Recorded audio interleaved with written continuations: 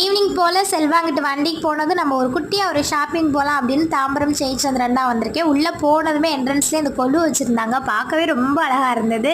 இந்த டைம் என்ன வாங்கணும் அப்படின்னு வீட்லேயே பிளான் பண்ணிட்டு போனதுனால போனதுமே ஃபஸ்ட்டு அது வாங்கிட்டு அதுக்கப்புறம் தான் அடுத்த வேலையே. எனக்கு ஒரு நாள் ஃபுல்லாக ஷாப்பிங் பண்ண சொன்னால் கூட கால் வலிக்காமல் பண்ணவே பட்டு அமௌண்ட்டு பே பண்ணுற இடத்துல மட்டும் தான் 10 நிமிஷம் நிற்க கூட ரொம்ப கஷ்டமாக இருக்குது. ஃபைனலாக கரெக்டாக 1 ஹவர் தான் ஃபுல்லாக ஷாப்பிங்கை முடிச்சுட்டு ஒன்றும் இல்லை ஒன்று தான் வாங்க போனேன். வாங்கிட்டு அப்படியே நேராக வீட்டுக்கு வந்தாச்சு.